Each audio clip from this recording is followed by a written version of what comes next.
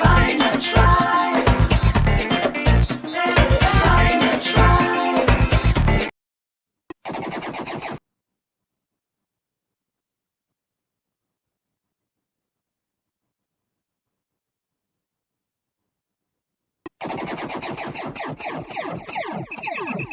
Find a tribe. Find a tribe. Why you so stressed? It's not that serious. And free your mind. It's gonna be alright.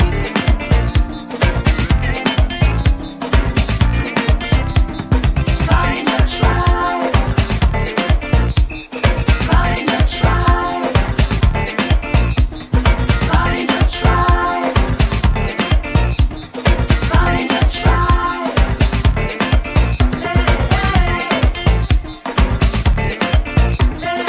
Find a tribe.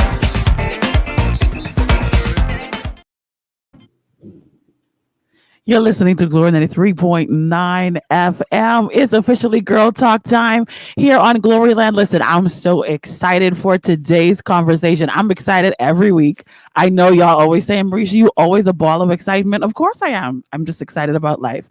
Listen, I don't know where you are. I don't know what you have going on in your life. I don't know what situations or circumstances you have faced this week. But here's what I can tell you. If you can hear me, if you can have feelings, if you can open your eyes, if you can move your limbs, if you can speak, if you can see, you are blessed of God. You have been gifted and privileged with the ability to see another day. That means that purpose is still alive and well on the inside of you. God's not done with us yet. He still has something amazing that he has purposed for us to do in the earth. And that's why he has decided to give us another great day for us to inhale and exhale his very breath. Listen, be excited about it. You may not have everything you want, but listen, you definitely have everything that you need. And we rejoice in the truth of who our God is. We rejoice in the fact that he still sees us worthy of purpose. And we thank him for every blessing that he has bestowed upon us. I'm so excited for our talk today, our conversation today. You are officially tuned into Girl Talk. If nobody told you, I want to spend a special shout out to our podcasters, wherever you may be around the world. Listen, I appreciate y'all because I don't know y'all and y'all don't know me. And for some strange reason, you women out there in the world find this podcast interesting. And I am humbled. I am honored. And I pray that in our conversations today and in the weeks to come, that something inspires you, something motivates you, something encourages you, something empowers you to not only find your tribe, get you those good girlfriends, but also just to be a better woman, to be that girlfriend to somebody out there. Well, listen, I got so much excitement that is like on the inside of me, great expectation for this show, because I really did not expect today's guest to say yes to me. I was like, she busy, she got a lot going on. And to tell you the truth, she's actually here because my producer recommended her. So that's pretty cool.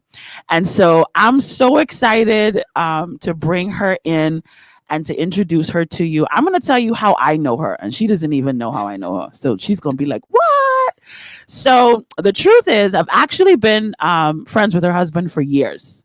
The very first time I went in front of a camera professionally, her husband took photos for me from my first album, concert, and live recording. And I met him through a friend of mine, even though he sort of kind of already knew who I was because I was like visiting Prophecy a lot, singing. So he knew who I was.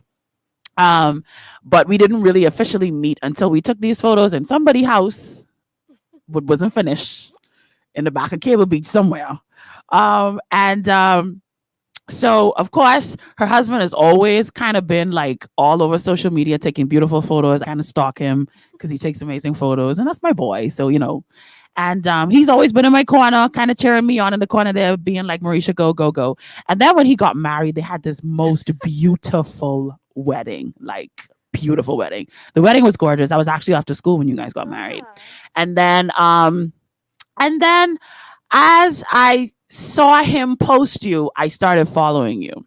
And then I realized this woman is no joke. Wow. And that's when I realized, hey, she's super cool. The first time we actually met in person, I don't know if she even knows this. The first time I met her in person was at the Catwalk Boutique. And they were having a sidewalk sale. And she was shopping outside underneath the tent. And she thought I worked for Catwalk. And she asked me, she's like, how much is this? And so I just assisted her. She did not even know that I didn't work there. But I mean, that's my girl, Gia Store. So I got to make sure that if a customer comes in, she gets what she needs. And so that was the first time that my guest today and I had an interaction. And it was a very pleasant one because she ended up buying a few pieces that day and she was very pleased with them. So I was able to assist her. And she didn't even know that I didn't work at the Catwalk Boutique. I was shopping myself. So I want to introduce to Girl Talk for the very first time, and also for the very first time in the new and improved Glory 93.9 FM studio, the beautiful, the talented, the amazing Ianthia Ferguson. Hi, thank you so much for having me. Listen, I was listening to that intro like, geez, what's she talking about? What's she talking about? I Eh? listened to the story like, interesting. I didn't even know you talk about me. Yes, I was talking about you. But yeah, so that was actually the first time that we met. Yes, And I know you don't remember that. I remember. You do? because I was shopping for some pieces. I was traveling the next week. Or Yes, the I next remember 2 you weeks or mentioning so. that. We were going Yes. to Yes. Barcelona and then off to Morocco. And I'm Right. just looking for some last minute pieces to Right. throw into my suitcase. And when I saw the sale, I said, "What sale?" Yes. Stop. You could I need that remember sale. that day. Yeah. So that would have been the first time that I met you in person. Of course, I would have seen you on TV and, social media and all that stuff. But it was the first time that I actually had an interaction with you in person. I was like, oh, she's so sweet. Aw. And so I don't even know like how it is that our paths never really crossed before that, because there are a lot of things that you do that I do as Yeah. well that like our paths should have crossed, and maybe we were in the room at the same time and just didn't know, because Didn't know. before COVID we never really paid attention to who was in the room That's and how so many people was true. in the room. That is so Right true. now, since COVID is here, we now recognize when there's like 150 people in the room, because we're we're Yeah. looking and we're being observant of social distancing and so on and so forth. So there's a possibility that we may have been in the room together before, but like I said, I really didn't expect you to say yes. Why? Because you're busy. You're busy. You're a Yeah. mother. You're an entrepreneur, and you got a lot going on, and we all got a lot going on. So I was just so honored. And I was actually having a conversation with my producer one day, and I was saying to him, I was like, ever since I decided to do this solo journey for Girl Talk, because this is our second season, and my first season was with my friend Natalia, and so she couldn't be with me for the second season because her business is just like exploding. And so that's where her heart and her focus is. So I was saying to him, I just think I need to find really great, inspiring, empowering women. And I was like, but I don't just want the Jesus women, the Jesus crazy women, Yeah, I the know. church people. I want to branch it out into women who are in other facets of society, not just the church. And so I said to him, I was like, I don't know. And he's like, you should try her, this person, this person. So he gave me a list of a few people, and you were one of the persons that he recommended. And I was like, oh yeah. It's like, she busy though. Not too busy. Not too busy. And shout outs to my schoolmate. We actually went to CHS together. Got it. Shout outs to my schoolmate for Okay. the recommendation. I No always say my problem. schoolies are the best. They are. They always putting me on, even to this day. So thank you so much for that. But yeah, I am busy, but I'm never too busy. Mhm. And if you think about it, this is a part of my job. This is. If I don't it sell is. myself, then who will? Yes, this is If very I don't true. show up on radio shows and podcasts This and is TV true. shows and interviews, who will? This is So true. thank you so much for having me, and I'm excited to be here. I have been in anticipation of this show. What? I really have, because I have so many questions that I want to ask you, because I'm so new to this whole concept of putting myself out there on social media intentionally. I would have done it because it was cool. It was the fad that was in. Mhm. And like, I do it because people always ask me, well, what are you wearing? Like, where did you get this from? And Mhm. where do you shop? And like, I would do it so people could like stop coming up into my DMs. Yeah. Like, Just put it up there one time. I just put it out there because I'd be like, too much of y'all in my DMs Uh-huh. asking me a bunch of questions. I can't answer all of y'all. So let me just put it out there all one time. So y'all don't really have to be, like yeah, 16 of y'all in my DMs. So really, to be honest with you, like that's kind of where it stopped for me. Mm. I shop certain places. I've been like dealing with some brands in the US who've been very gracious to like send me some free stuff every now and then. And, you know, I post it on IG, post it on Facebook or whatever. And that's kind of like as far as it has gone for me at this moment. But of course, it's also because I have a job and, you know, my job is very demanding and people think that I sing all day. You don't. I don't. I don't sing all day. I do have other things that I do, but I've always kind of just been watching you in the corner there, like watching your YouTube videos. It's kind of like my wind down routine. I kind of watch your YouTube videos to see, okay, what's Ianthia doing now? Where is she shopping now? Who's she wearing now? Who's she promoting now? And then sometimes just to hear you talk about how you've built your own brand is just, to me, it's remarkable.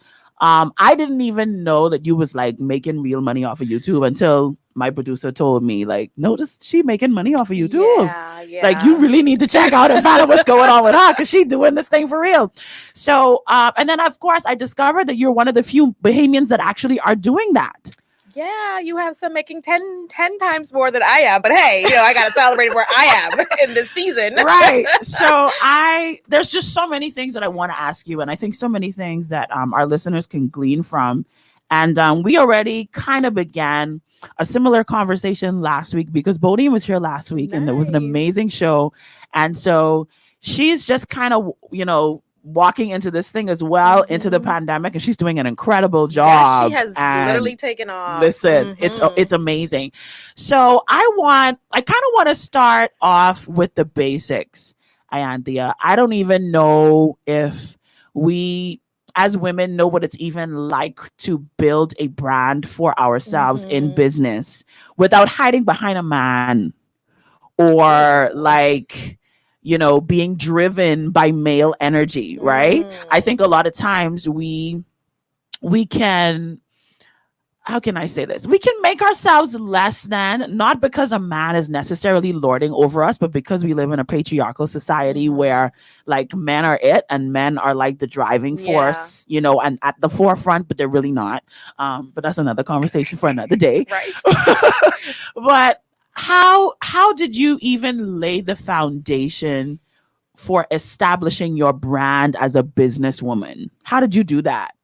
So all the prelude to your question is going to be kind of weird because my husband actually is one of the driving forces behind how I do all of this. Though. That is so beautiful. So I started in media at a very young age when I was 16, 17, still in high school, writing for the student section of the Nassau Guardian. Wow. And the first day I saw my name, my byline, my story in the national newspaper, I was like, this is what I want to do. Yeah. I need to be writing for this paper for a long time to come. Right. And so I went to the College of the Bahamas at the time, got my degree, ended up partnering with the Nassau Guardian, ended up working there, went off to the University of Tampa, got my degree, came back, working in the space, working in the field, and I moved on to broadcast media.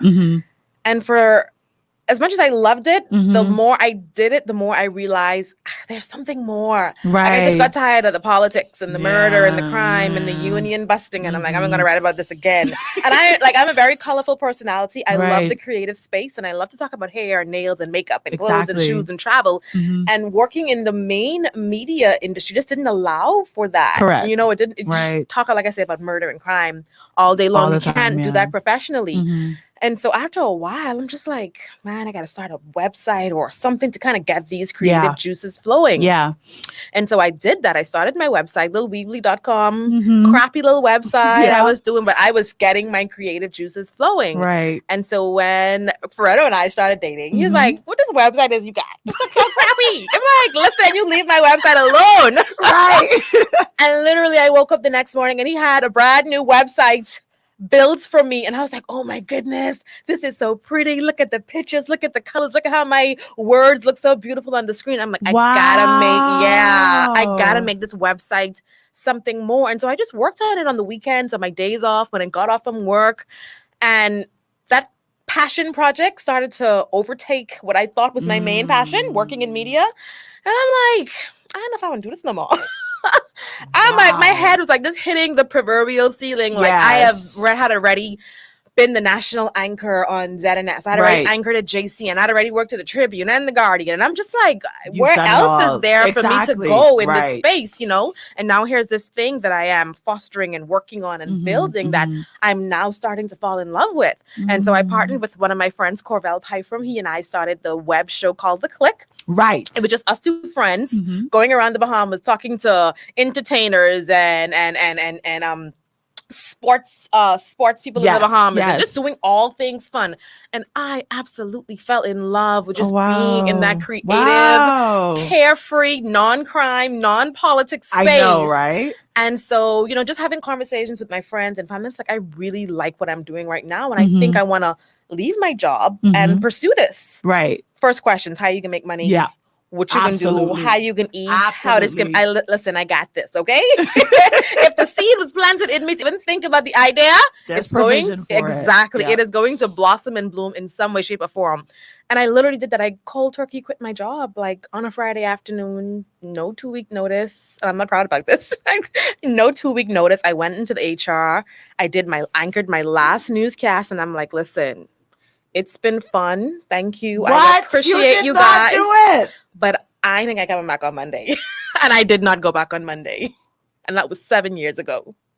And so from there, taking that step meant I had to make this dream now happen. Right. Like there was no turning back. I didn't give people alone 2 weeks notice. No. I leave them cold turkey, so I can't go back there. No. So I knew that taking that step meant every single thing that I did from there on had to make this blogger, influencer, freelance media specialist dream come to life. And so I just worked to make it happen. Like I just worked to the bones to make it happen, landing contracts locally and internationally. Wow. Continuously to this day, still writing for that same website, you know, and a lot of people want to figure out or want to know why they can't make it happen. It's because you're not consistent. I've been consistent at going after this dream. Consistency is key. Listen, it's hard, but it's key. It demands energy and time and effort. Yes, but all of our dreams demand those things, and we pour into what we believe in, you know, and we give the energy and the tension and the time and the focus to the things we believe in. And that's what I do in my business. A lot of people see it as a job, well, not a job or a hobby or, you know, just something that, oh, y'all just playing online or y'all just playing on the internet. But let me tell you, people are making money on the internet. Okay? Oh, I see. Yes, there is money to be made. The influencer marketing space is billions and billions of dollars, especially. And it's not oversaturated? You don't think it's oversaturated? I don't think it can be, because everybody has their unique story to tell. Right. Everybody is so different. Everybody is different in the experiences that they've had, in their expertise. Everybody is different. And so I don't think it can ever be saturated as long as you stay in your lane and be true to your story and what it is that you're doing. Wow. So you walked off your job. Ciao. I mean, not even giving my one good job. My one good job. You don't even give the people those orders. You just say, okay, hey, it's Friday. I'm gonna come back on Monday. God bless y'all. Yeah, have a good one. Talk to me about how, and our listeners, how that like first couple of months were for you financially, and how you felt even emotionally and mentally, because it was I can't even imagine what that would have been like. First couple of months. Let's talk first couple of years. Those first 1 to 2 years. Yeah.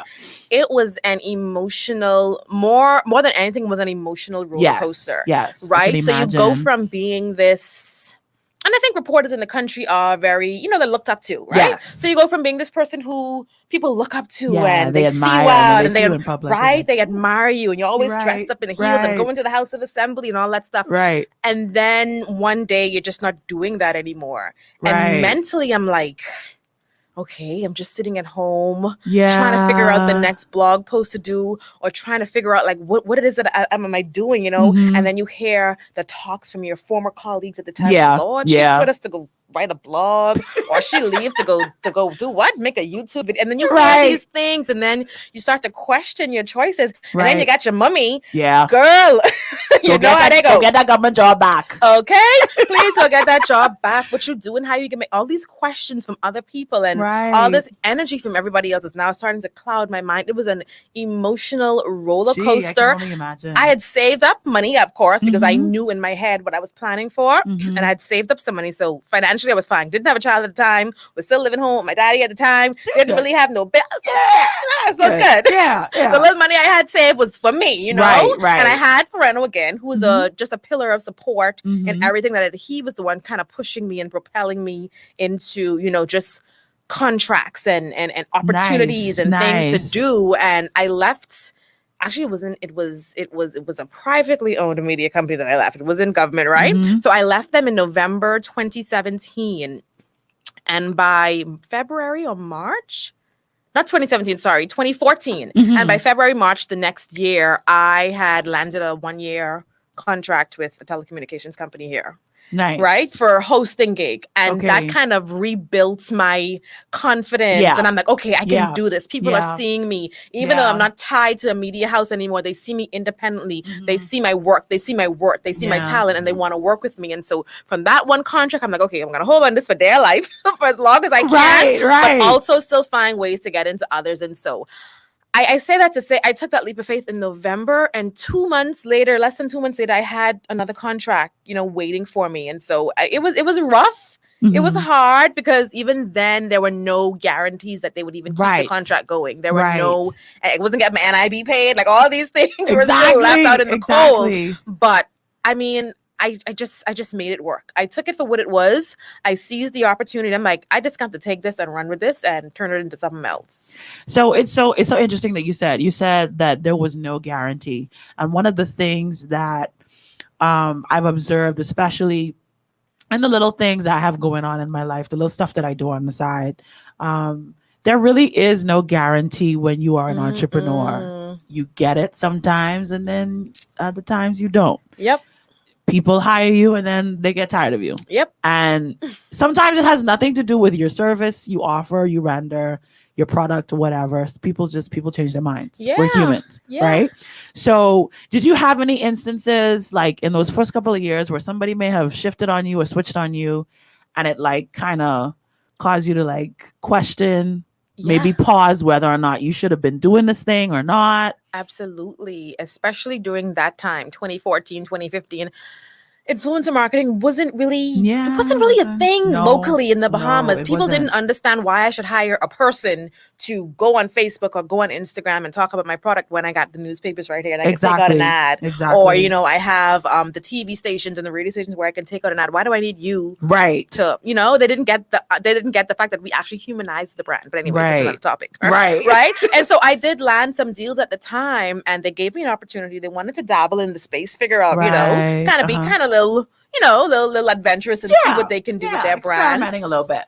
But comparing me to what a Thursday newspaper could do for your brand, like, come on now. You know? We still believe, in this country, the Thursday newspaper is the be all and all. Like, it don't get no better. And I'm like, really? We still there? Yeah, they confuse influencers with being their salesperson. I'm not a salesperson for you. I'm not. If I post your product, your service, your whatever it is on my platforms, I expect you to get a return on your investment, of course, because that's why we're in business. But don't think that I am your personal salesman, which I am not. And so they expect that when they post you the next day, 50 people are going to walk into their store and say, hey, I saw this on so-and-so's page. I want it now. Exactly. That's not how it works. It doesn't work. What we do is we help you to buy mind space in either current or future clients. Maybe they see it on a Thursday in October 2015, but they won't need it until May 2016. But because I posted it, they remember, now that I need this thing, I remember seeing it on Ianthia's page. I'm going to go get it. You know, and I think that's where it gets confusing, because people feel like once an influencer posts it, oh my goodness, it should be flying off the shelves the next day. That's not how it works. We influence, and influencing takes time. Exactly. It takes building relationships. It takes building trust. It takes building your authority. And so just because I post something once on my page, my followers like, oh, okay, great, she used that thing. But the more I tell the story of how this thing is transforming my life, or how this thing is helping me become a better mom, or how this thing is just helping me relax better, just be more at peace with myself, that's when they buy into it. And that could take 2, 3, 6 months to a year. Wow. That's what influencer marketing really is. It's long-term building relationships between the brand, the influencer, and the customer. And I think that it's very different for the Bahamian community to wrap their minds around another form of marketing. We're so accustomed to traditional ways of promoting that we're not always open to a different approach. And it's so interesting. You talked about how you're really bringing somebody into someone's personality and their lifestyle and the way that you live your life. And it creates a memory in the mind of an individual. Yes. So many times I've had people say to me, I remember you talking about this thing that you bought or whatever on your story one day. And I just remembered, do they still sell that product? And somebody will hit me up and be like, do you know where I can still find it? And I mean, this like years later, Yes. And I'm like, that's the influence that you had. I don't remember where I got that from. Like, because like I said, I'm just doing this thing because I don't want people in my DMs driving me nuts, right? So it's so interesting that the impression that it leaves, I never really, I guess you could say, understood it or grasped that or even thought about it like to be like a method of influencing people until I saw how the little things that I would do, people would remember. And I'd be like, hold on, wait. Yeah. And then I started to put the pieces together just randomly one day, just scrolling on IG. Everybody always posts their quotes and these little memes and everything on IG, right? So I'm scrolling on IG one day and someone posts the famous quote by Maya Angelou that people always remember how you make them feel. Mm-hmm. And that's when it hit me one day. I was like, wait a minute.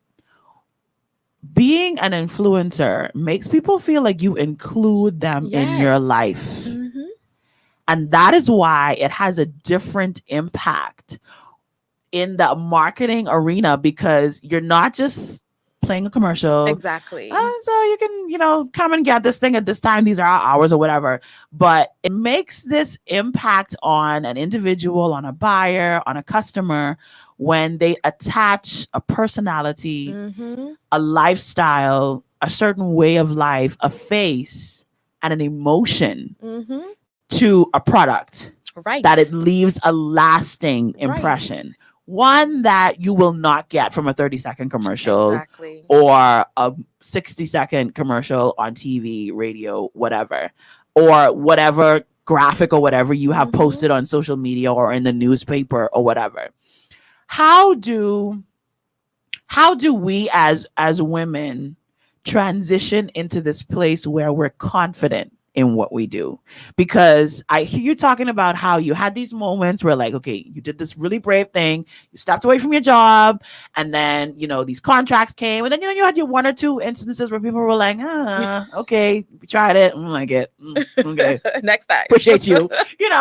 How did you build the confidence that you have now? There is a confidence that you have, Ianthia, that's attractive. When I see you talk about things, it's like, yeah, I did this and you can do it too. And it's amazing. So try it. Oh.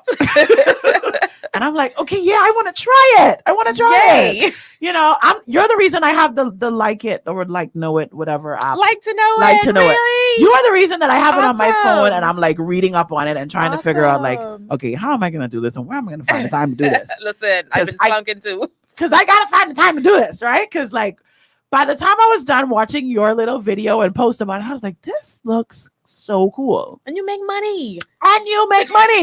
And I'm like, I'm trying to find ways to have that money just sliding into my bank account, and I'm not doing anything, just like but existing, right? So you have this confidence about you that sells things. How did you develop that? Because you said you were in regular media journalism, and so the transition probably was not the easiest. No, it wasn't. But in case you didn't know, you have a confidence about you that sells things, and people are attracted to it. Thank you. So do you even know how you got to that I'm place? trying to think right now.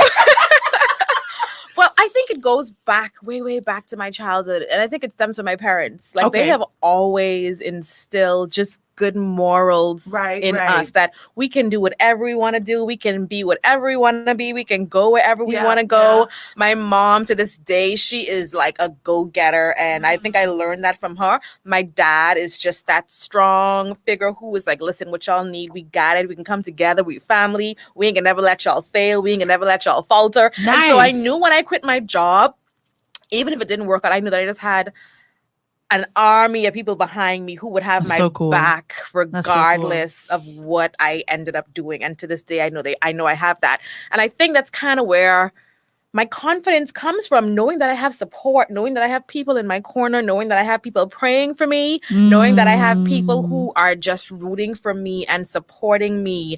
And that's just within my family. And then I extend it out to my friends. And then I extend it out to some of my colleagues. And then you extend it out to the audience that you're building, online. And I'm like, wow, I probably have thousands of people in my corner just rooting for me, backing whatever it is that I do. That's one part of it, right? And then the next part of it is, now I'm accountable to these people.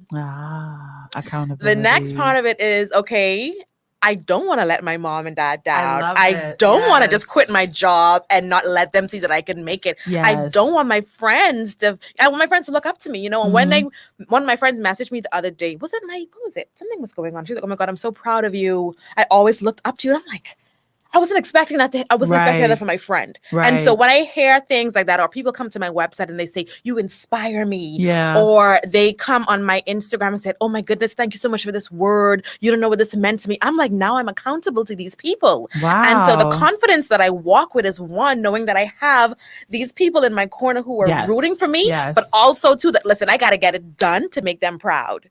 I don't know if that makes sense. It does make sense. It makes a lot of sense, because it's kind of weird how you interact with people on a consistent basis, but you never really know sometimes how they really feel about you, right? And you don't know the kind of impact that they're having you, and most time that you have on them. And most times we don't find out until something happens. Yeah. And then people will be like, well, when you stop doing that thing, like, I don't know if you really knew like the impact, like it was happening. I'd be like, no, I didn't. No, you didn't. I really did not know. Like that. Thanks for telling me now.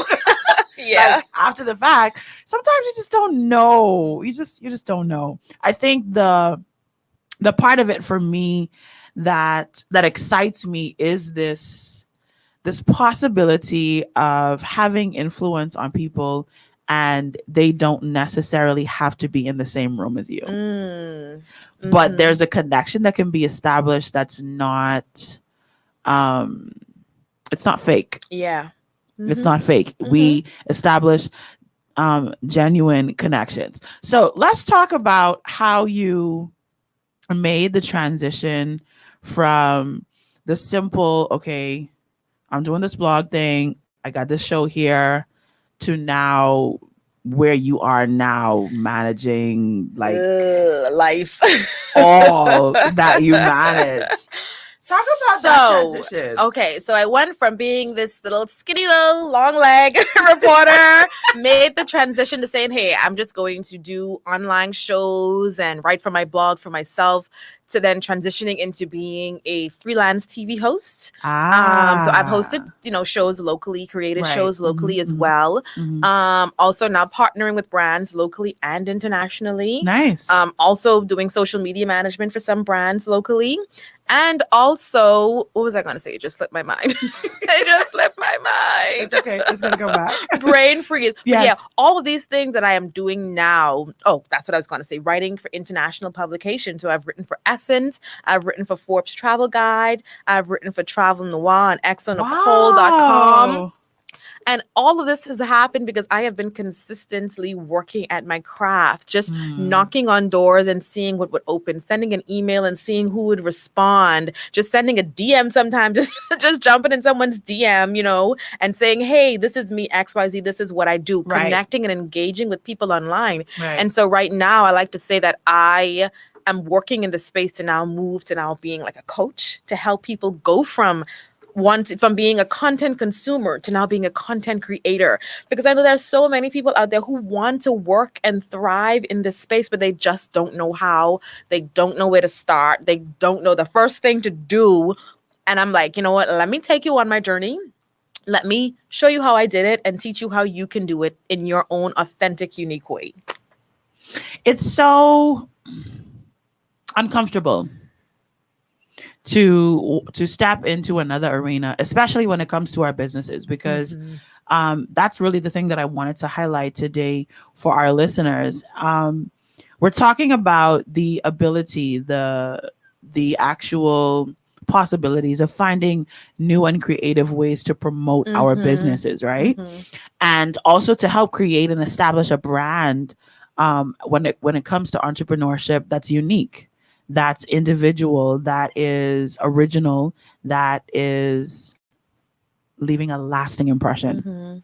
I think it's difficult sometimes to want to put yourself out there. I know. Very, very, because we live in a very small, small country. We're trying to have impact and influence outside of the country as well. But of course, living in this small little, it's less than 500,000 of us. Although I feel like it's really like 1 million. Right? I feel like it's so much of y'all out there who say y'all behaving up. I feel like it's 500,000 of y'all in Nassau. That's just my personal opinion. The traffic alone. Right? But you're opening yourself up to all of these people. You're putting yourself out there. Did you ever have a moment where you felt like you said too much? You showing too much? You told them too much? This ain't their business. And like you felt uncomfortable. You had a moment where it clapped back on you, maybe. No, not quite. Well, to be quite honest with you, when I first started Instagram, my page was private. I didn't want nobody seeing what I was doing. This was the time when I was on TV. I was working as a broadcast reporter at the time. And I just felt like, yeah, giving you all enough already. Right. The 6:30, 7 o'clock news. When I go on Instagram, I don't want you in my business. Right. It wasn't until I officially made the transition that I realized, listen, you got to let people in, right? And I always say that. I think there's a blog on my website. Can't remember the name right now, but it pretty much talks about stop being afraid of people getting in your business and just start the blog. People won't get in your business because you now control the story. I control my story. That's good. You can't get in my business because I can put out there what I want you to see. Exactly. And what I don't want you to see, it ain't out there. How you can get in my business? That's really good. You can't get in my business when I control the story. I control the narrative of what is on my Instagram, my Facebook, my Twitter, my website. Certain things I don't post because that's my business. Right? That's the part that I just want to keep to myself. But people can't get in your business when you control the story. If you, and then too, you don't have to, if it is, and there's another thing, with social media, being online in this digital space, your brand and your life, they don't have to collab. They don't have to clash. Mine come together because that's what I choose to do. I'm a lifestyle blogger. And so my life has to be on display, to some extent. I got you. If it is that you want to use social media just for your business, then you can do that. Right. You could run a social media page, run a Facebook page, and people don't even have to know who you are. That's you good. Don't have to put your personal business out there to be successful in the online space. Again, I do it because I am a lifestyle blogger. I blog about being a mommy, being a wife, being a travel influencer. And so I have to show you me doing these things, to sell the story. But you don't have to, one, be afraid of people getting in your business when you control the story. Right. And two, you don't have to mix business with pleasure when it comes to just running your business successfully online. It's definitely a balance that you have to figure out what fits your unique demand, whatever your business is, whatever you got going on. You need to know what you need. You need to know what stories to tell. Yes. I have, and I think that is the number one thing. And I'm like kind of really digging more into that now. Like the storytelling part of it is so critical because I know the stories that live on my page. how I went from reporter to blogger, becoming a mom, being a wife, being a travel influencer. Those are the 4 themes that you will see living on my page, definitely. right? So I have decided that these are the 4 stories that I will tell. These are the stories that I will let people into my life on. And so if you don't want to talk about your children, your husband, your family, you don't have to. Just don't do it, you know? Don't do it. If you want to share the story about, you know, going from, I don't know, working as a temp to becoming the HR manager, that's a story that so many people could relate to. So many people would engage. Like, and I think so many Bahamians are sitting on so many amazing stories just because they're afraid to go online. You just need to know what stories to tell, how to tell them, and how to keep the audience engaged while keeping your business out of it if that's what you want. You know what I mean? That's so good. You definitely have to set your own boundaries. Yeah. What you put out there is what people will see. Yeah, Be it's wise what they will see in what you put out there. So I don't want to take too much of the golden nuggets from you because you do have a workshop coming up that people have to pay for. So we can't give them everything. And we're going to talk some more about your workshop later before we end the show. But talk to me and talk to our listeners a little bit about this transition into monetizing and how it works. The time that you put in and the time you have to wait and the build up and then the wow aha moment where you're like, checks in the mail. So let's start with the YouTube, right? Because YouTube is a really hard one to break into. And even now it's like hit and miss with YouTube, right? Wow. Okay. So the first thing you need to monetize your YouTube is first you need 1,000 followers. Okay. And that just comes with consistently posting, figuring out which niche works best for you, what people are engaging with, right? So get your page to 1,000 followers. And I think you need about 4,000 or 400,000 minutes of watch time, somewhere around there. Somewhere around there, right? So once you get those 2 criteria down, YouTube sends you an email saying, hey, you could now monetize your page because you've met these requirements, right? And so from there, it's just all about being consistent, right? And so that's one way I've monetized as a blogger. Another way is through brand partnerships, right? Right. Whether that's internationally or locally, just working with brands, again, to influence people, to help them remember or help them create these memories with this brand, right? Another way is through affiliate marketing. Okay. Where we talk about like to know it and you posts a clothing or outfit or houseware, baby wear, whatever it is, and you have a unique link to it. People click that link, they purchase, you get a cut of the money. Yes. Amazon has a really good program that I'm on as well. Like to know it has one, and there's another one that's slipping me right now. But those are the 3 main ways bloggers, influencers can monetize being in this space. Working with brands, the affiliate marketing, and also YouTube is so good. Yeah. YouTube is so good. Listen, when they cut me that first $1,300 check, I was like, what? I didn't even know I had it. We were watching YouTube one night. I don't know what it was. And we were like, man, these people don't make no money from their YouTube. And Ferrano, again, being he's just always researching something. He was like, let me see if your YouTube make any money. He's like, girl, you have like $1,300. Stop it. I said the same thing. I said, you better stop. He said, come look. Listen, we figured out how to apply for.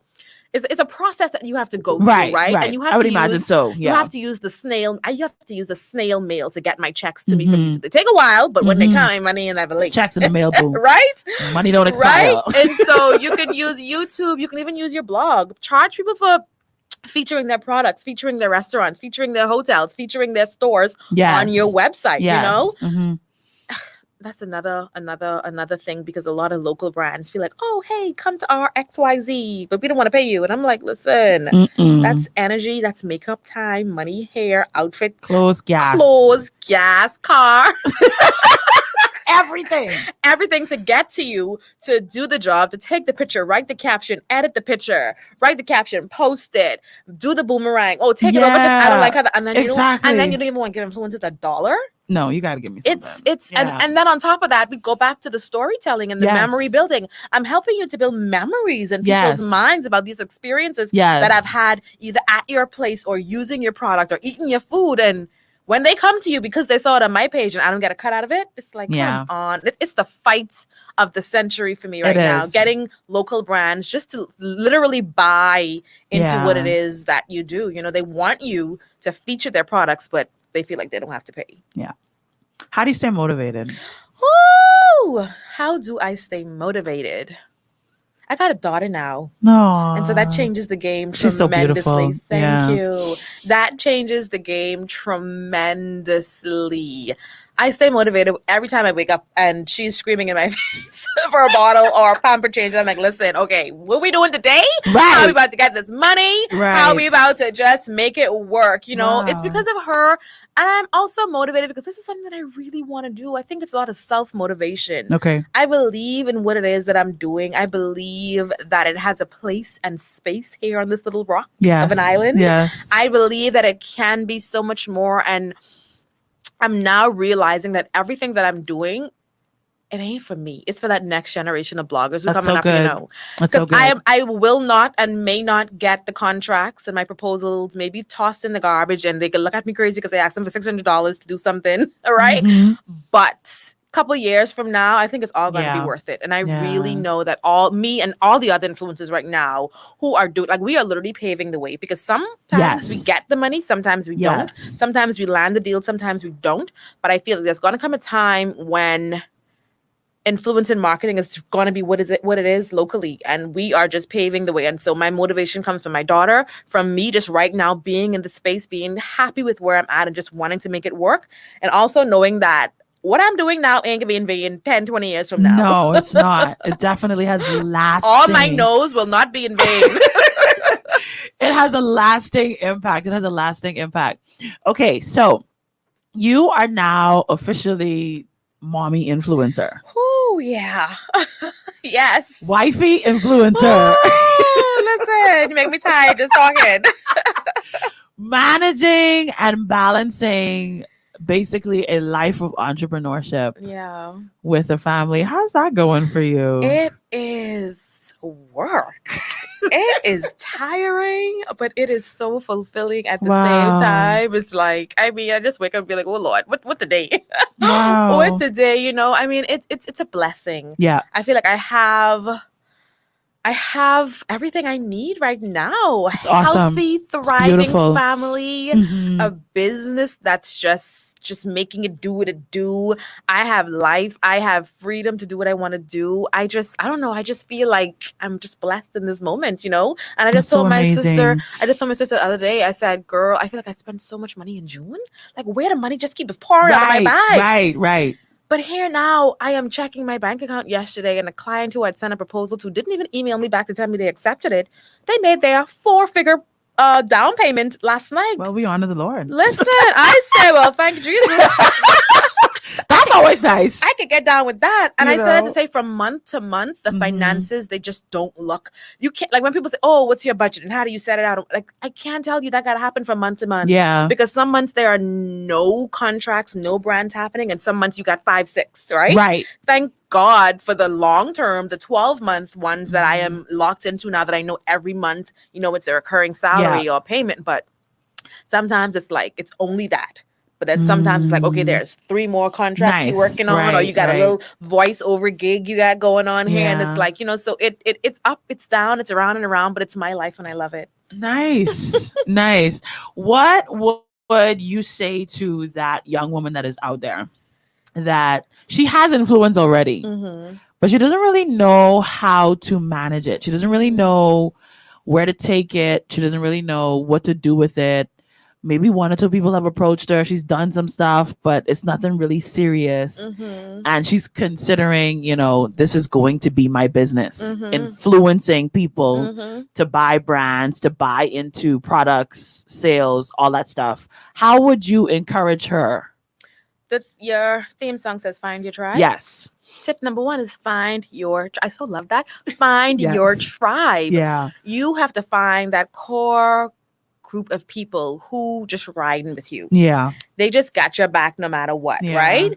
But you also have to be consistent. You said that this hypothetical person landed 1 or 2 gigs here or there. Wasn't nothing big. No. But we all start off with nothing big. Right. We all started off with probably nothing at all. Exactly. Right? We all started there, but you have to be consistent in going after these gigs. So they go from nothing big to very big. Right. You have to be consistent in posting online and learning your story. Like, I go back to that because as a writer, your story is so important. What are you posting online? Like just random clothes and shoes? Right. Just random Drake lyrics to say you've been to brunch? Exactly. It's like there's no story there. I mean, that's fine and all. I do it sometimes it's too. Cute, but I mean, it's cute, but what's the story? And it's only going to reach certain people too. Exactly. And I feel like people hide themselves behind the vague captions and the vagueness because they don't want to tell their story. They're afraid to put themselves out there, right? So to that young lady, I'd say, figure out what your unique story is. Find your tribe and learn what it is that they want from you. What can you teach them? What can you share with them? What motivation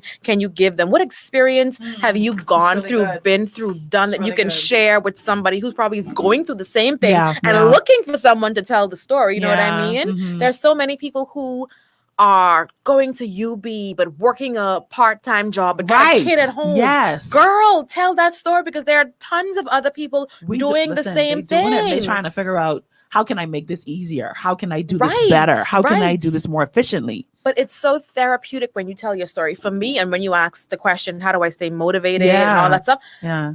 I find therapy in telling my story. I find therapy in just sharing my challenges, sharing my wins, sharing my losses, sharing my experiences with people. Once you put it down, I feel like seeing something in black and white is so powerful. Yeah. Typing the story, writing the story, putting it on a whiteboard if you have to. Yeah. Just sharing your story is so powerful and so important. So to that young lady, just keep telling your story to anyone who would listen. Keep knocking on doors. That any door that has a hinge could open. I know, right? Once it got a hinge. It can open. It can close too, but it can open. And if you leave it up to me, I ain't see no hinge. I'll kick that door down. Exactly. So you just have to just stay at it. It's not going to be easy. People can look at you cockeyed. Yeah. Because they're like, influencer what? What y'all is do? What you Right. Take it with a grain of salt, and just keep going after it. Keep going after it. And sooner or later, people be coming after you. Is there a dream that you have, Ianthia, that's yet to be manifested? Oh, my dream that has yet to manifest. Let's see. I already write for Essence. That was one of them. That's so cool, by the way. Congratulations. I think I want to do TV internationally. I want to be a TV host, hosting a TV show. I see myself doing that in some other part of the world. I keep seeing Nigeria in my head for some reason. Okay, that's interesting. But I really want to go deeper into my journalism broadcast side of it. And just do a TV show. I don't even know what about yet. Right. But I just want to be like a big TV hostess, Ryan Seacrest kind of thing. I got you. And I need Oprah. I need something from Oprah. I don't know what, but I can need something from her. It may not even be physical, but I just need to be in her aura, in her space. Like in her space. Yeah. Just, one day be in the same room with her and be like, okay, yeah, I get it now. I got it. I can do this. Yes. One of the more short-term goals that I am working on now is I want to be the Exo Nicole 21 Summit Create Cultivate of the Caribbean region. And what they are platforms that host events for women who want to thrive in the creative space, right? And so I am secret coming out, I guess, but I am now mentally in my head working on this website that will attract women from all over the Caribbean region where you can come to get a resource on beauty, health, fashion, life, money, finances, relationship, health. And I just want writers from around the Caribbean to be pouring into this website. I want to have writers around the Caribbean writing for my website. That's going to be, I already bought the domain and all. Nice. Right? That's exciting. And so I just want to be a hub for women who want to be in the creative space, the modern millennial woman who is in the creative space. And you just want inspiration on all these levels of your life that you are living. So you are about to blow the water out with that. So I'm just going to wait for that to come up. Then I'll just, I'm just going to be like, hey, Ianthia, can I just write one thing? I just want to write one thing. And that's it. Yes. But so, okay, you're this influencer. You're this mom. Great mom. You're an awesome wife. You got all this stuff going on. You're making money. And then you write a book? Excuse me? So just go ahead and do everything, right? Like, just kill it. Like, just kill it all. Yeah. So you got a book. Talk to me about that process of getting that book out, because I'm sure that was different for you. Oh my goodness. It's so different from broadcast journalism. Yes. And definitely different from like a story in the newspaper or like a blog. A book is so much different. Yeah. So talk to us about like how you did that. Like, So I actually what that was like. I actually wrote 2 ebooks, right? Wait, one, not one, y'all, not just one. It's 2. Yeah. I only know about one. So you Yes. I didn't know there was 2. Okay, so what's the introduce your books. So there's an ebook, there's a free ebook on my website, ianthiasmith.com, called Create, Post, Push. And I wrote it because so many people were asking me, this is like early on in my blogger journey. How did you get started? I don't know what to create. I don't know what to post. How do I get people to read my blogs? And it's literally just that, the 3 steps. Create it, you post it, and you push it. And so I wrote this short little colorful ebook just kind of to get people motivated to get in their blogging. The next one is Pitch Say What, right? That's the one that I know right. about. Yes. And that's the one that kind of talks about how you can pitch yourself as a creative, as a makeup artist, as a photographer, videographer, graphic artist, anybody in the creative state. How do you pitch yourself to local and international publications and get seen? So I just talk about my journey. I even share some of the emails that I sent to people like Exo Nicole and how I pitched myself to them to get my work in their spaces. Okay. Yeah, that one is on Amazon.com. Nice. She's an author as well, y'all. That one sounds so weird to hear. Author. You're an author. You got 2 books. Oh, I guess. You have 2 books. 2, not 1. 2. You are officially an author. That's amazing. Yeah. So, I always kind of wanted to ask this question. You can let me know if it's too personal. But this whole process of getting your books on Amazon and getting the funds, I've heard like some little, not good noise in the market about that. How has that experience been for you? It's been fine for me. Now, I don't know if they're using like Bahamian bank accounts, maybe, but I have a US bank account. Okay, so that makes works. everything easier with getting payments from any online portal or anything. And I have PayPal as well. So, yeah, so with that, it's been easy for me. I don't know what their experiences have been, especially, so I can't really speak to that. Yeah. But for me, I just use my American bank account and I'm like, I ain't gonna do no drama. Yeah. And you're good. Just send my money. Yeah. Just give me my money. Oh man, listen, I've enjoyed this conversation so much. I've learned so much from you. And like I said, I just love your confidence. I just think you. You have so much that you can share with women. You have this thing that you do when you share in your stories and your videos on your blog, where you not only motivate us to be the women in business that we are, the entrepreneurs that we are, the influencers that we are, the creatives that we are, but then you also have this way where you speak to our hearts. Really? And there was a post that I remember reading from you, and I think it had something you were talking about. I think it was like maybe like a baby clothing store or something like that. I can't remember exactly what the brand was that you were mentioning. And in the post, you talked about how today you failed as mommy, but you won like with accomplishing this thing that you had to do, and you got it done, and you felt really great about getting it done. But your little girl really didn't get to see you much that day because of what you had to do and what you had to get done. So you feel like you failed at being mommy today, not like how you normally are, but you got this work done. And you managed to put something that looked like dinner on the table. And so, you weren't like amazing wife and cook today, but we didn't starve. So done is better than perfect. Right. And that's really what I'm trying to drive you with that question. How do you rest in your accomplishments when other areas of your life suffer?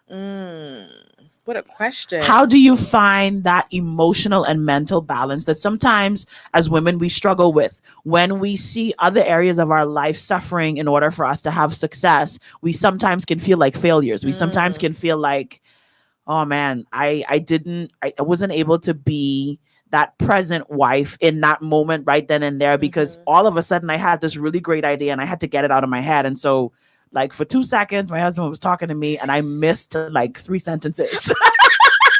So how do you not beat up on yourself for those moments? And like, how do you rest in success knowing the sacrifice? I guess that's a better way to ask that question. I think I just give myself the space and the grace to fail. Yeah. I mean, not every area of life is going to be perfect at the same time. Correct. I mean, it's just not going to happen. You're not going to be the perfect wife the same day you probably is a perfect mommy. The same day you're a perfect brand builder. The same day you're perfect. It's just not going to happen. And some days I don't work on my blog at all because home life just takes over. Yeah. And I have to know that, okay, this is what it is today. Yeah. Some days the clothes, Lord Jesus, the clothes can pile up for a little while because I got to get these blogs out. Yeah. But I just in my head kind of say, you know what? I'm going to have to balance this out. Yeah. And the balancing is where it comes to me. I'm like, okay, today I just have to know that the clothes ain't going to get full up because these emails got to go out. These invoices got to go out. You know, I got to work on this video for YouTube for next week. Exactly. And then some days it's like no blogs, no video, little posting on Instagram because the clothes got to get folded up or we got to plan a trip or, you know, we have family to tend to who's in town or whatever. Right. So I just give myself the space and the grace to be in whatever shoe I am walking in that day. Whatever one, the heel highest. Listen, we stepping high in our mommy heel today. Love it. We gonna do mommy in today. We stepping high in our branding heel today.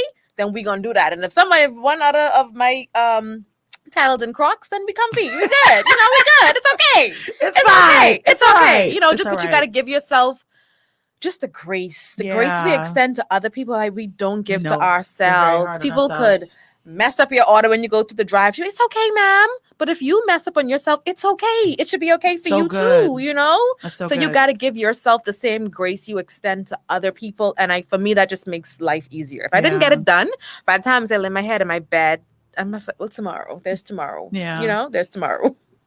How was it transitioning from regular life, doing your influencing, blogs, finding balance, all that stuff, to doing it in a pandemic? Ooh, girl, I had a baby in the pandemic. Yeah. I had surgery in the pandemic. That's right. 3 months. I prayed for you. That's right. Thank you. 3 months after giving birth, the pandemic was rough. In our house, it was rough, you know, coming home from the hospital, just Reno and I with a brand new baby. We never do this before. Jeez. Mommy can't come, daddy can't come. And if you go back on my page, that's one of the most popular photos with my dad looking at her through the window because we just were so afraid to let him inside. Couldn't sleep, didn't know what to do. Grammy can't come, Annie can't, no help whatsoever. It was just hard. It was hard, but, you know, we did with a lot of other moms who had babies in the pandemic. We just made it work. Them video calls were lit. You know, those online tutorials were good. Calling mommy on WhatsApp calls, just be like, hey, video call, show me how to do this, show me how to do that. Right. We just had to pivot like everyone else. You know, we just had to adjust to the times that we were in, and we just had to make it work. It was hard though. Did you still have business during the pandemic? During that time, it all kind of collided because I was like on maternity leave at the same time the country shut down. Yeah. So like I really wasn't taking on any jobs anyway. I actually did book a really good and big client like the day before I went into the hospital to give birth. I sent them my invoice. Like, look at me. I'm like, we could do this. I just got to do a thing on Friday. I should be home by Saturday. And then Monday we bring a whole child into the world. And then, you know, we can talk after that. Let me just, you know, go give birth. No big deal. Yeah, let me just go get this baby out. Right. But yeah, so they actually came on board during the pandemic, and it was such a blessing.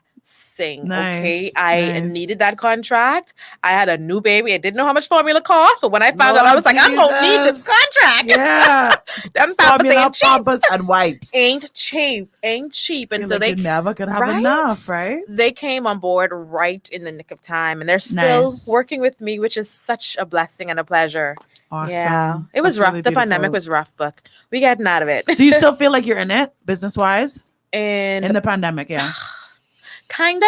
Yeah. Kinda, sorta. A lot of work that I'm doing now, again, is for this long-term contract that I have. There's some other gigs here and there, but it still hasn't really picked up the way it was before the pandemic, you know? People are now have turned to online. They're just doing everything online. Right. And so it's still kind of slow here and there, but not quite picked up yet. Yeah.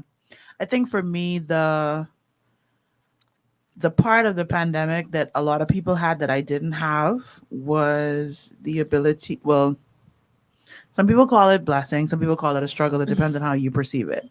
I didn't have the opportunity to be at home all the time. Really? I still did radio. And because of course I'm in ministry, so I mean I still had to show up in front of the camera on Sundays. Yeah. For people to be able to worship God, right? Yeah. From their home. From their home, right? So I didn't really have the I'm home 7 days a week experience, because I still came in and did radio. Yeah. Still did my show. We had some distribution stuff happening here at the church. And so, you know, we all pitched in to assist whenever we could, trying to get grocery and things like that, clothing, food to people who would have lost their jobs, stuff like that. So things were still kind of busy here for me. And then all of a sudden now, like, everybody's at home and like they're bored. So now people want to do voice lessons now, because this is the time to like learn how to sing when I'm at home doing nothing. So I was able to like figure out, you know, how to do vocal classes over Zoom. Nice. And I continued with like my existing students, but I actually have 3 students who started with me on Zoom.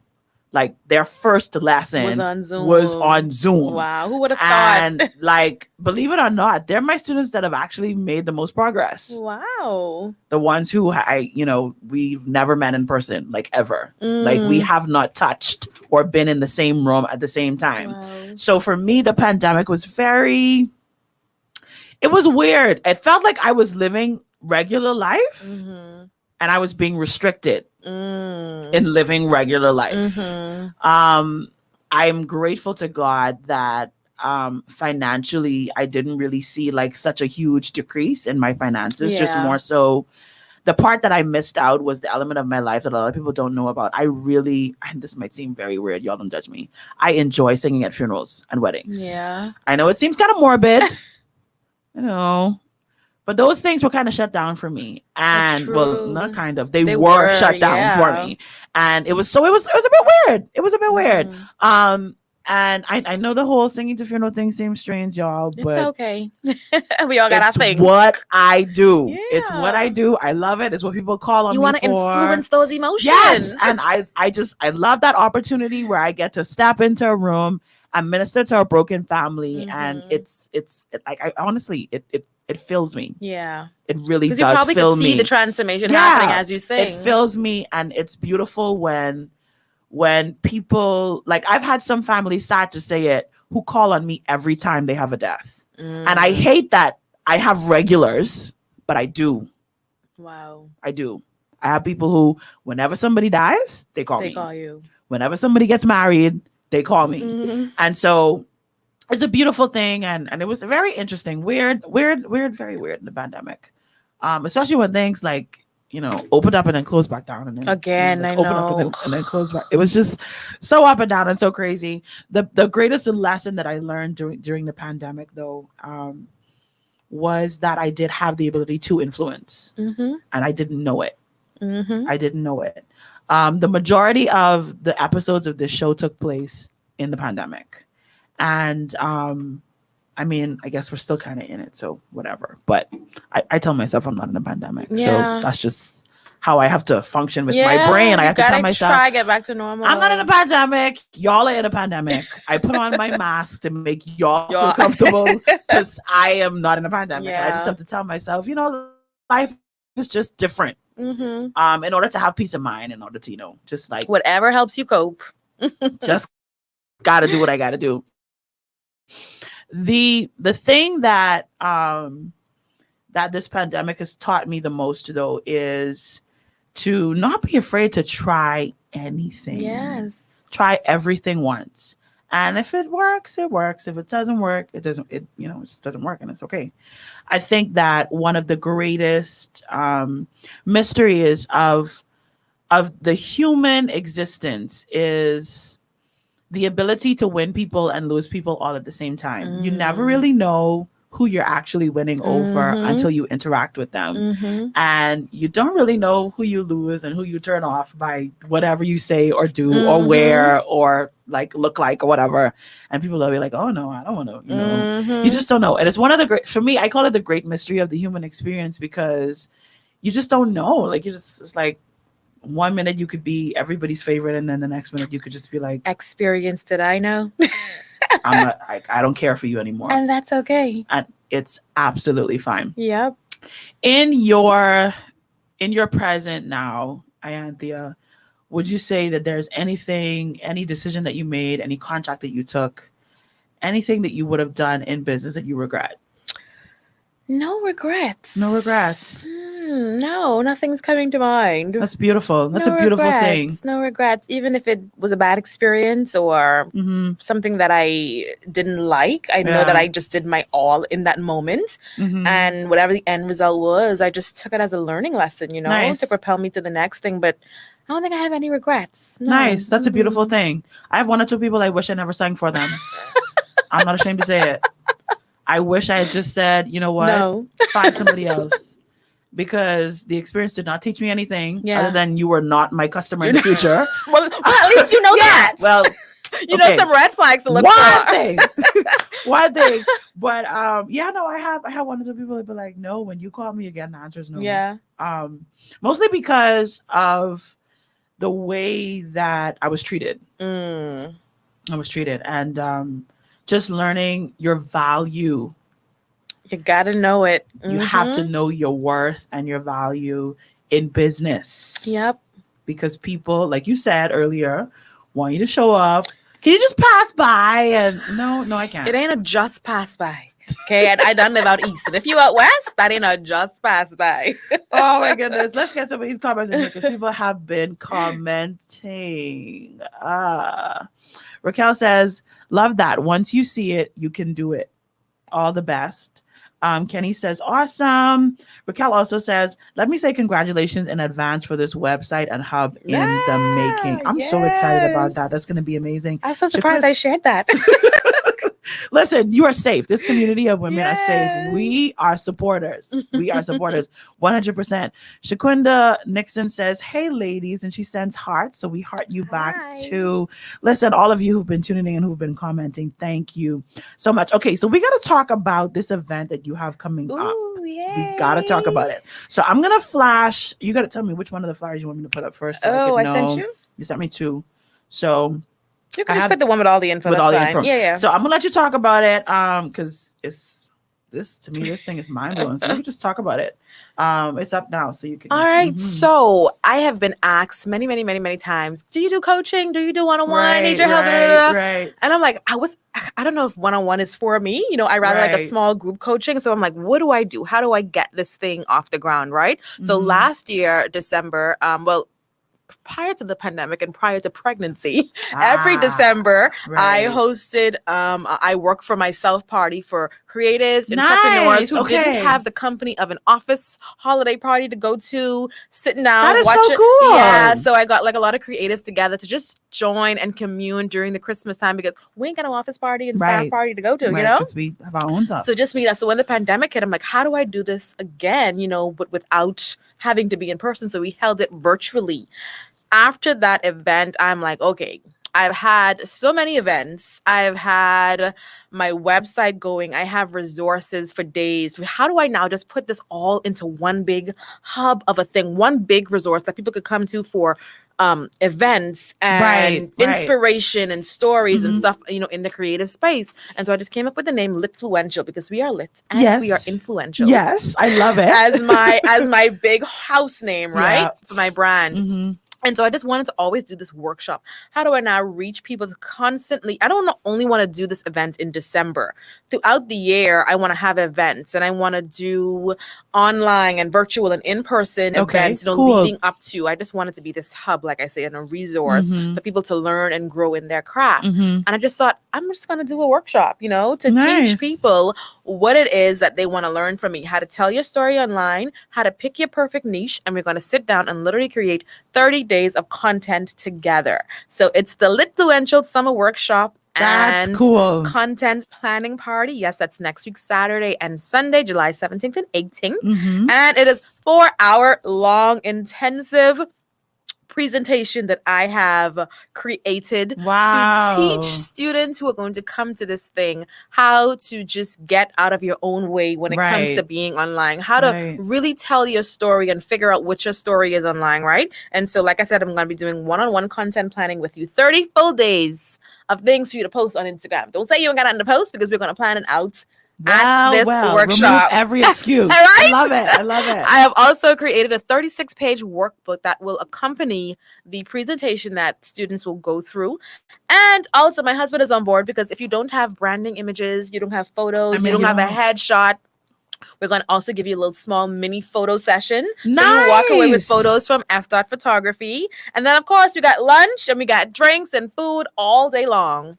Yeah. Sounds amazing. It's going to be a really good space to come in and learn. If you're really serious about being a blogger or influencer or creative of any kind, even if you're a small business entrepreneur and you have a business and you want to know how to get your products seen, how to get your products purchased by your perfect client, come to the workshop. I'm going to be teaching you again how to tell your story, how to pick the perfect niche. And the niche is really, what are we posting about? Yes. What stories are we telling online, right? And then I'm going to help you create a 30-day calendar, a 30-day content calendar. So you can say that you have nothing to post or I didn't post because I didn't have a photo to post. And then you're going to walk away with photos from F. I mean, that alone is like, that alone is like the selling point. How do persons register? Where do they go to register? So they can email tribe@litfluential.com to secure. And type that up there so they can see it. Yes, that's TRIBE at LITFLUENTIAL.com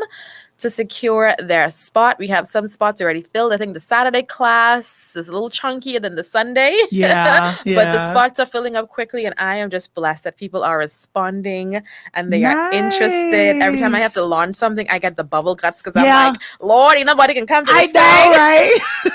I can only imagine. Right? But it's been steadily filling up, and I'm just blessed, just happy that people are responding, and it seems like it's something that they want. Is this helpful for somebody, like, let's say you just wrote a book, or maybe like you have like a business that you just started, or whatever, like who exactly should be at this event?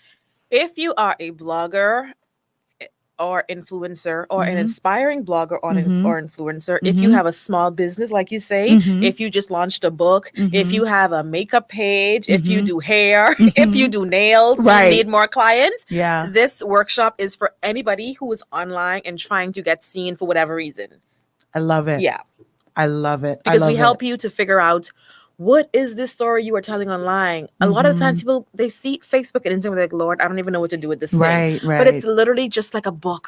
It's just like a book. You just got to know what story to tell. You got to know what to post. You got to know how to sell your brand, right? Yes. How to position your brand in front of your perfect clients. Yes. Raquel says she needs to be there. Raquel, you definitely needs to be there. You needs to be there. Listen, so you guys have to check this out. This is going to be amazing. So the information is right there. The location is F. Studios at Shirley and Mackey Streets. There's 2 classes, 2 chances to create lit content. Y'all, it say she only got a few spots. Yes, that's very important. Don't slunk. Because of COVID, we want to keep it social space distance, and social distance. Yes. And because of the space that we're using, I can only accommodate 15 people per day. Understood. And so once I hit that 15, that's it. Class closed for that one. So yeah, you got to get in while we still get in there, y'all. Get in there while you can. Listen, this has been so amazing. I'm so excited. So listen, this is what we got to do. We got to do a girls do, because when girls get together, we talk about things. This is what we do. So, of course, we are sponsored by the Catwalk Boutique, my girl G at the Catwalk Boutique. And we got some Independence looks in the studio today. Today. I'm going to pull us out of it so everybody can see. So we have this beautiful scuba ensemble. This beautiful dress, for those of you who are tuned in on radio, it is that golden yellow that is in our flag. It's so beautiful. It's a very nice off-the-shoulder flare dress. It's kind of like a fit and flare. Listen to me. It is beautiful, gorgeous, absolutely gorgeous. If you don't have anything yet to wear for Independence, listen, you got to check it out. And we've coupled it with this lovely bag. And listen to me, I love this bag so much. I don't know if you can see it over there. I see it. The bag and the earrings, they are so fabulous. I need that bag. Beautiful. I don't know what I need the bag for. I really don't know what I need the bag for. I just know I need that bag. Very summer. Yeah, it's very summer. It's very, I feel like it can transition into fall as well too. I feel like it'll be a nice a nice fall piece that you can have. And those earrings are fabulous. So listen, you got to check out my girl Gia at the Catwalk Boutique. You will not be disappointed. And if you might not have, your little look for independence yet. I saw some people wearing independent stuff this weekend past, and I was like, already? Yeah. I was like, they're excited. I thought it was coming up,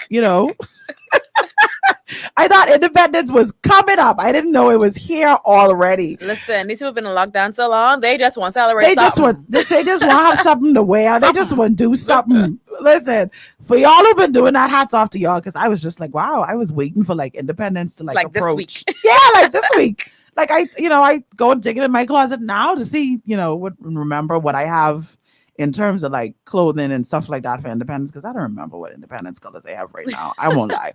So I got to go look for that at some point in time this week. Listen, also, don't forget, Eye Candy Makeup Store has their Candy Girls Summer Camp coming up, y'all. Listen, you don't want to miss this. The flyer's up there for you to get more information. You can call Eye Candy Makeup Store at 393-2989. Also, makeup classes. Yes, they are here. They are back, y'all. The pandemic is not going to stop us from learning how to beat our faces better. It's not going to do it. It's not going to do it. So if you'd like more information, you can email eyecandymakeupco@gmail.com or go to their website, www.eyecandymakeupstore.com. Shout out to my girl, Natalia, who still sponsors our show, even though she can't be here in person. She's my fave. I love her. Listen to me. A couple of y'all been private messaging me, asking me for details about this Maybelline Superstay foundation. I tell y'all, go get the thing from Eye Candy Makeup Store. Why else the side messaging me and asking me? Do they have it in 355 coconut? Because I've been looking for that for months. 355 coconut. I gotta find out. Listen, I'm pretty sure she does though, because she's making me mad. She have all the deep, nice brown, deep colors. And like when my color reaches, like I have to go in there and fight for it. Yeah. I haven't seen that color for forever. I have to get it from away. But if she has it, I'm gonna look. Definitely check her out, because I know that she just recently stocked in, and Maybelline is 10% off this week. Okay, don't tell you guys in now. It's 10% off this week. So she's having an Independence Day sale from 9 a.m. to 5 p.m. 50% off Inglot, y'all. 10% off Florrie Roberts, Beauty Supplies, NYX, LA Girl, Maybelline, Black Opal are 10% off. So check out Eye Candy Makeup Store. Y'all go get the foundation. I didn't say it. I told y'all it is tried and proven. I told y'all I lead praise and worship in it. I sweat. I jumping up and down. I sing it. Yeah. My makeup, it don't move. It don't move. Can't say I didn't tell you. I told you. Listen, y'all, we got to get up on out of here. We opened the show by saying it. I want to close the show by saying it. Ianthia mentioned it in our conversation today. You need to get you some good girlfriends, man. You need that. You need those women in your life who can be the shoulder that you can lean on, that support system, the iron that can sharpen iron, that they can push you and challenge you to be a better woman, to be a better businesswoman, to be a better mother, to be a better wife, to be just a better woman in general. And then don't forget, while you're out there looking for that girlfriend, don't forget to be her. Yeah. Don't forget to be that girl who supports, who is that strong, that empowering woman that other women can lean on and find safety and trust in. And also, don't forget to challenge your girlfriends to be better women. You're looking for that girlfriend who's going to challenge you. Don't forget to be her. Find your tribe. Listen, you need it. You need it. Can't say we don't tell you every week. You need it, especially during this time in this pandemic when life is so uncertain. Things are so crazy. You need it. Stay tuned. Coming up next week on Girl Talk. I'm so excited. This young lady is coming in studio with me next week, and she has such an amazing story. She's a young, beautiful, she's actually a pastor, and we're going to be talking about depression next week. And so that's a show that you definitely don't want to miss with my girl, Pastor Joy Nay Gibson. And then I'm so excited for July 22nd. Raquel Mins is going to be here in studio. She's talking about her new book that she just released called Affirm Her. So we're going to be talking about affirmations on the 22nd of July. Listen, Don't miss that show. We're going to be giving away a book too. I'm super excited about that. To some lucky listener, you get a free book. So you don't want to miss that show. And of course, last but by no means least, I'm excited. Thursday, July 29th, Pastor Rosemary Bethel from Legacy Church. She's going to be here. And listen, you don't want to miss it. You don't want to miss that show. We're going to be talking about denial, because sometimes we in denial. And we deny the fact that we in denial. And there's some truths we need to face, y'all. It's some stuff. We got to do the work. We got to do the work to make ourselves better. I'm so excited that she's said yes. And it's going to be powerful, y'all. It's going to be amazing. So that's what's coming up. That's what's coming up here on Girl Talk. Again, oh my gosh. Lady, I'm so grateful that you came and shared with us today. And we definitely got to get you back sometime in the future. I have fun. And I totally enjoyed this conversation. For those of you who've been tuning in online, listen, don't forget, I'm going to flash the email address again to register for her upcoming seminar, tribe@litfluential.com. Space is limited.